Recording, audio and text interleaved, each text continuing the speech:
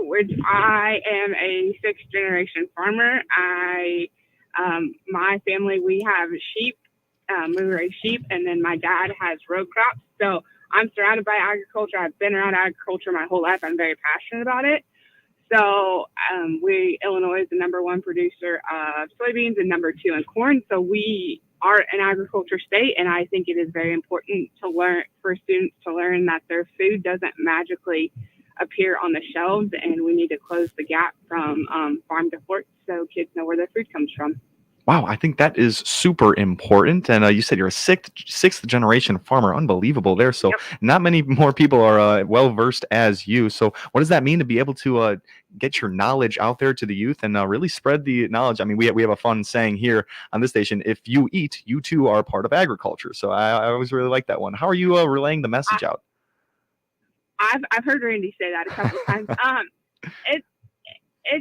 It's pretty cool. My job. To do a lot of things. I get to kind of pick whatever lessons I want to talk about. So I tell kids that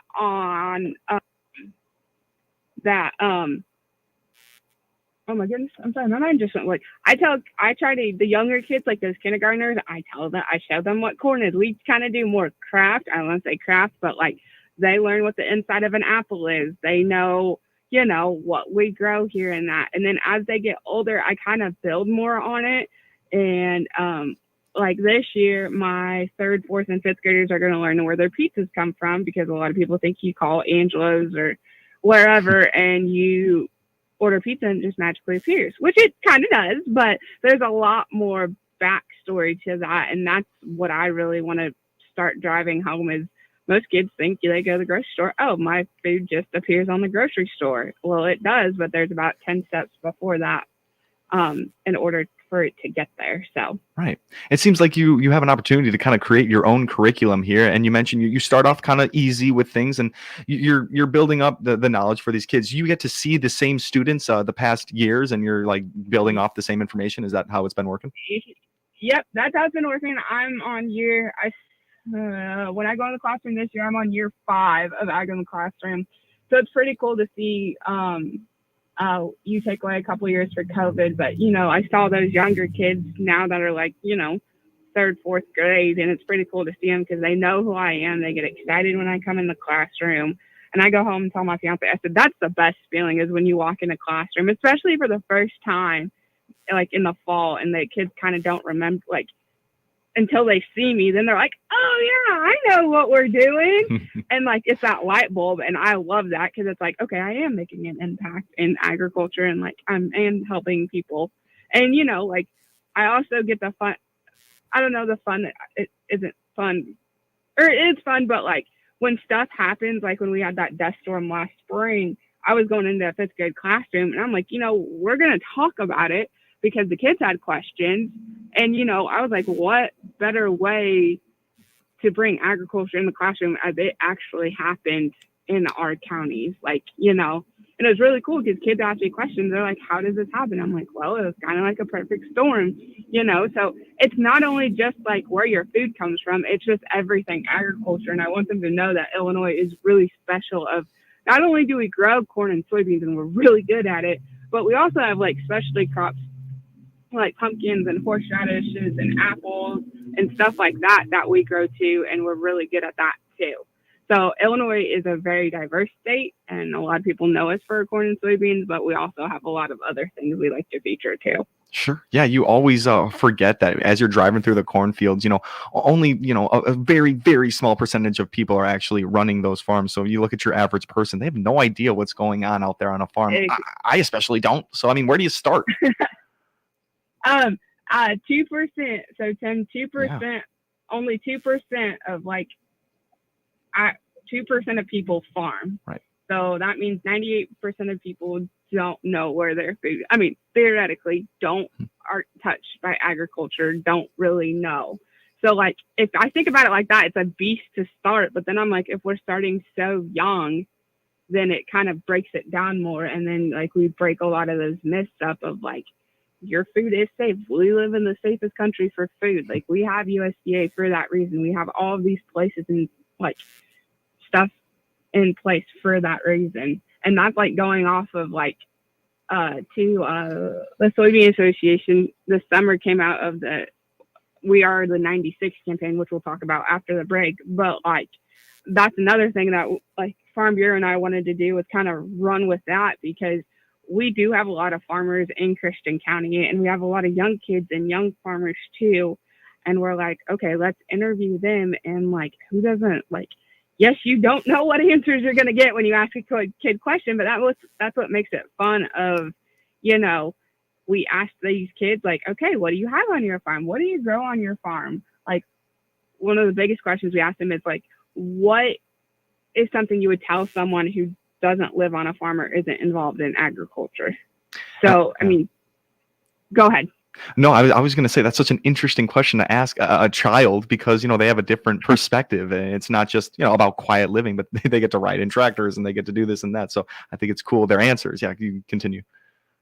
Yeah. And the Farm Bureau and I got approached by them. They're like, we kind of want to do it. And I'm like, okay. I'm like, well, and they're kind of like, well, do you want to do it? And I'm like, sure, why not? We'll do. I was like, well, and so what we're going to do is we're going to pick like monthly people to go out and, you know, interview them. And like the best part of the two counties I cover is, yes, we have a lot of corn and soybeans, but like we have a lot of livestock too. So we have a lot of sheep and pigs and animal and cattle.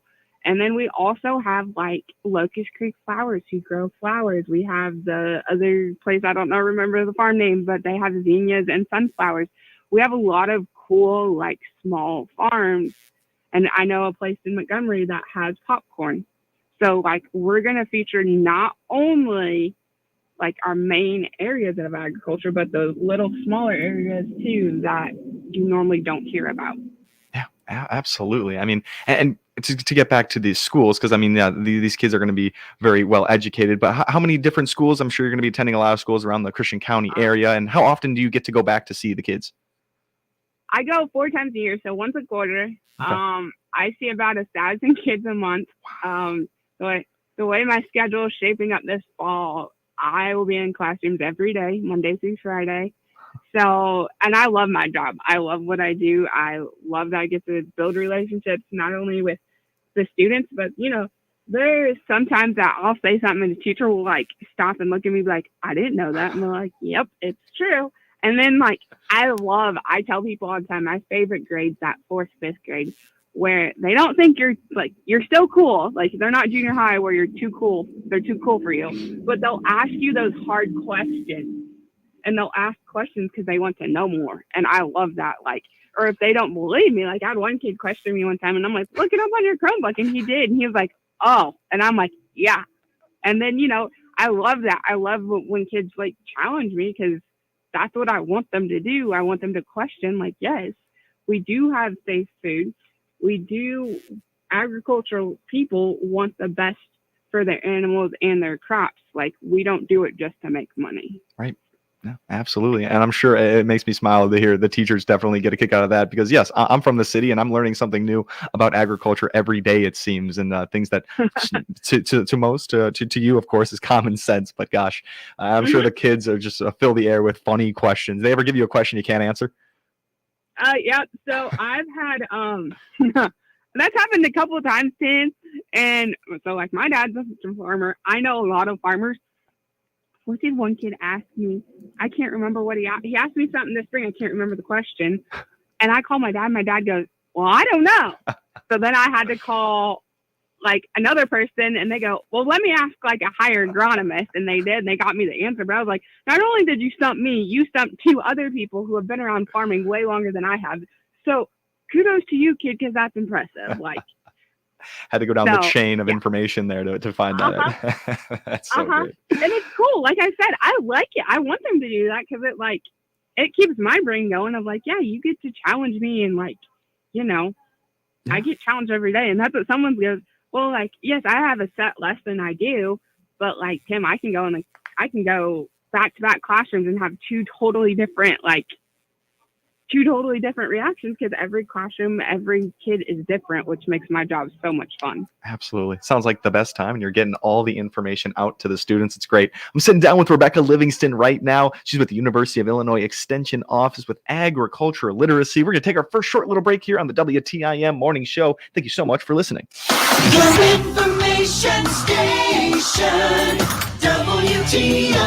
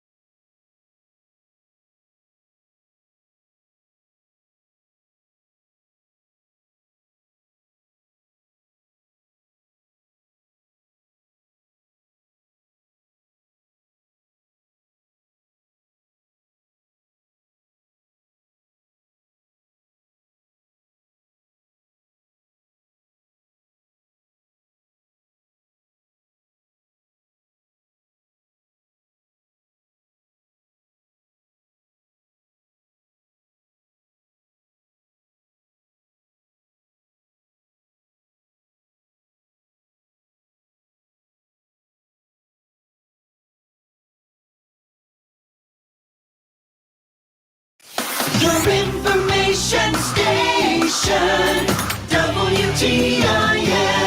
Welcome back to the WTIM Information Station. My name is Tim Zalabak. This is the WTIM Morning Show. We got Rebecca Livingston inside the office with us now. She's with the University of Illinois Extension Office doing agriculture literacy, traveling to all the local schools and staying very busy. Yes. teaching all about agriculture. And you ready to wrap up that conversation? You have Yeah. anything else you want to say about your year here? What are you looking forward to? I mean, every year is different. So I do incubators every spring. Teachers love that. You'll learn, Tim, I have a very love-hate relationship with those things because I don't like chickens. I love to eat chickens. I don't like to be around them. They gross me out. And yes, I come from a farming background. My mom had chickens when I was a kid, and I still hate them. But the teachers love that because I think they enjoy like watching me cringe because like I wear gloves, I do like everything, and then like I'll turn around and do something with my sheep and not think twice about it. But every year the teachers look really forward to chickens. I've already had, even before school starts, Tim, I already had teachers like, hey, do you have the dates yet? And I'm like, yeah, I do. Do you want them? They're like, yep. And I'm like, okay. It's like they fight to sign up, so I think it's really cool. So What is it about those chickens? Why can't you? they hatch eggs. So there's something, it's really cool. The kids get really excited. There's something about it. I don't know. The teachers love it, and I just let them love it, and I just go on with my life. And like, okay. And you don't like it. What's wrong with the chickens? Why don't you They scratching? Nope, they just gross me out. Okay, interesting. Like, I don't mind helping them when they're like baby. Yeah. Okay. Like when they get their second feathers in. Yep. Nope.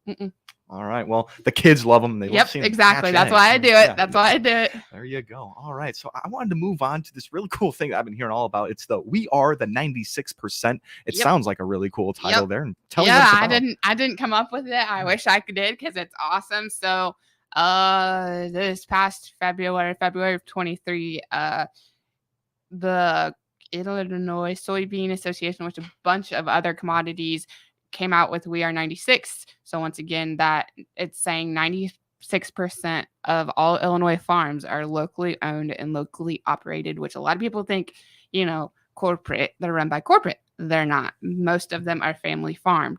So we want to take advantage of that and run with that. So between the Farm Bureau office, the Christian County Farm Bureau office, and myself, we came up with this idea of, let's interview people. Let's interview kids to start and ask them questions, and ask them questions simple as like Gentry Dunkirk, who I interviewed. We asked him, how old are you? And I believe he's 12. And I'm like, what do you have on your farm? He has cows, pigs, and sheep. And they actually have commercial pigs too. So they have show animals where they show in 4-H, and then they have the commercial side too. And then we asked them, what is something that you would tell someone who's not involved in agriculture? And that question, we really wanted, that's like our highlight question of, hey, like you tell someone who's not involved. And I don't remember what he said. I got it right in front of me. Can I read it? Yeah, go for it. Super cute. First, I would tell them it's amazing, and being in the country on a farm gives more opportunities for fun things like working with animals and driving tractors. Yep, of course. there you go. Yep, and that's a 12-year-old answer, and that's why we wanted to do it. And we're gonna interview like high schooler age kids, maybe even some young adults too, to kind of make that answer a little bit more serious, because we want to make it fun. Everybody loves to see kids, but at the same time we want to also get a variety of people. And like I talked about earlier, Christian and Montgomery County both have variety of farms between flowers and popcorn and pumpkins. Like there's so many cool different features of the counties that I want people to know we are more than corn and soybeans. We're a lot more than that. Yeah, you're making it more personal each time you do this. Yeah, exactly. So we're going to do a monthly feature. So this month, or August, I guess, will be Gentry Dunkirk. And then, excuse me, there's the Bell family kind of outside Morrisonville. They're first generation farmers, which I think is really cool. They're going to be in September. And then the Clavin Kastner crew down by Pana, Rosemont, they have dairy, which is very few around here. They're going to be in October, I think. Beautiful. Yeah. All right, Rebecca, we're already out of time. Unfortunately, this second half went by, but I'm super glad you were on with the first half with us here. That was Rebecca Livingston with the University of Illinois Extension Office. She does agriculture literacy. We wish you luck for your school year this year. Absolutely. Thank you all for listening to the WTIM Morning Show. Your information station, WTIM.